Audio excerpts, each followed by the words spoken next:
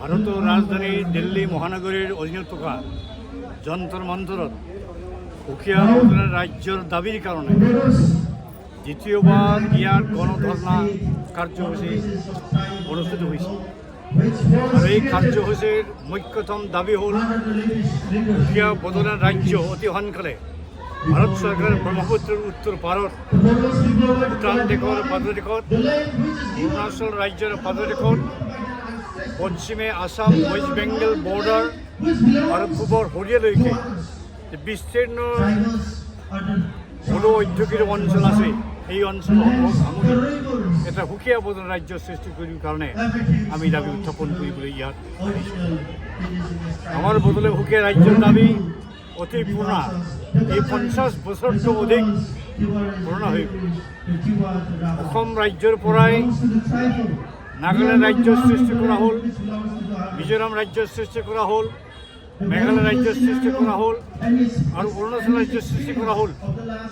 কিন্তু বড়ো সকল অসমৰ আসল আদিম ভূমিপুত্ৰ হোৱা সত্ত্বেও তেওঁলোকৰ ওপৰত ৰাজনৈতিক বৈষম্যমূলক ব্যৱহাৰ যোৱা বিগত 70-75 বছৰ সময়ছোৱাত কৰি অহা হ'ল। এই অতি দুৰ্ভাগ্যজনক কথা। এইকাৰণে ভাৰত চৰকাৰৰ ওচৰলৈ আমাৰ অভিনয় নিবেদন আৰু আমাৰ দাবী যে স্বাধীনতাৰ পিছত ভাৰতবৰ্ষত যেনেকৈ বহুত সংখ্যাৰ নতুন নতুন ৰাজ্য সৃষ্টি কৰা হৈ গৈছিল, ঠিক তেনেকৈ অসম ৰাজ্যক বিভাজন কৰি সুকীয়া বড়োলেণ্ড ৰাজ্য ব্ৰহ্মপুত্ৰৰ উত্তৰ পাৰত অতি সোনকালে গঠন কৰি দিবৰ কাৰণে আমি দাবী উত্থাপন কৰিছোঁ। বড়োসকল কেৱল অসম নহয়, গোটেই উত্তৰ পূৰ্বাঞ্চল অঞ্চলতে এটা বৃহৎ এটা জনজাতি জনগোষ্ঠী, তেওঁলোকে সুকীয়া ভাষা, কলা, সংস্কৃতি, সভ্যতা, ইতিহাস আছে। সৌভাগ্যজনকভাৱে 2030 চনত বড়ো ভাষা ভাৰতৰ সংবিধান 8ম অনুসূচীত পৃথিৱীতে অন্তৰ্ভুক্ত হৈ গ'ল।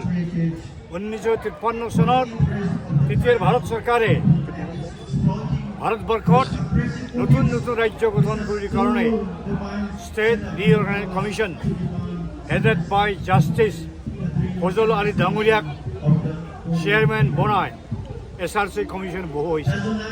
আৰু সেই SRC কমিশ্যনৰ মুখ্যতম উদ্দেশ্য আছিল ভাষাৰ ভিত্তিত ভাৰতৰ প্ৰদেশবোৰক আকৌ পুনৰ্গঠন কৰিব লাগে।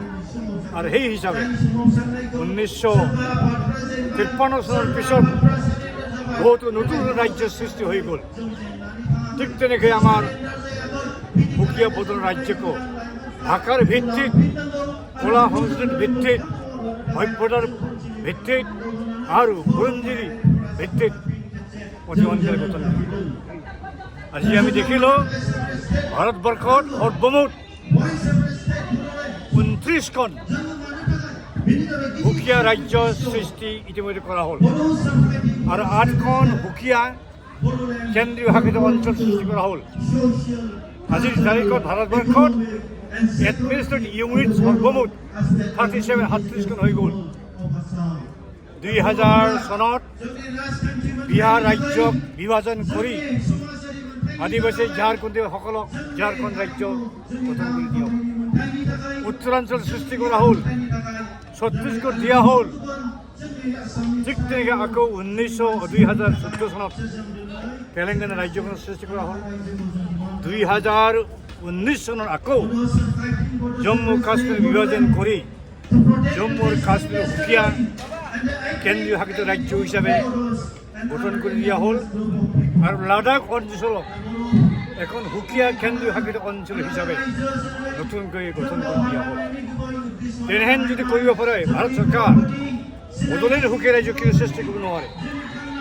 আৰু বড়োবিলাকৰ ওপৰত যে ঐতিহাসিক অন্যায়, হিষ্টৰিক ইনজাষ্টিছ কৰি অহা হৈছে, এই হিষ্টৰিক ইনজাষ্টিছটো নোহোৱা কৰিবৰ কাৰণে, আমাক শাস্তি দিবৰ কাৰণে অতি সোনকালে সুকীয়া বড়োলেণ্ড ৰাজ্য ভাৰতৰ সংবিধান আৰ্টিকল 2 আৰু 3 ধাৰা মতে গঠন কৰি দিবৰ কাৰণে আজিৰ এই কাৰ্যসূচীৰ জৰিয়তে মই ভাৰতৰ প্ৰধানমন্ত্ৰী নৰেন্দ্ৰ মোদী ডাঙৰীয়া আৰু গৃহমন্ত্ৰী অমিত শ্বাহ ডাঙৰীয়ালৈ মই প্ৰাৰ্থনা জনাইছোঁ যে অতি সোনকালে বড়ো নেতৃবৃন্দৰ সৈতে আলাপ আলোচনা কৰিব লাগে আৰু সুকীয়া বদলৰ ৰাজ্য সৃষ্টি কৰাৰ যি প্ৰক্ৰিয়া সেই প্ৰক্ৰিয়া ভাৰতত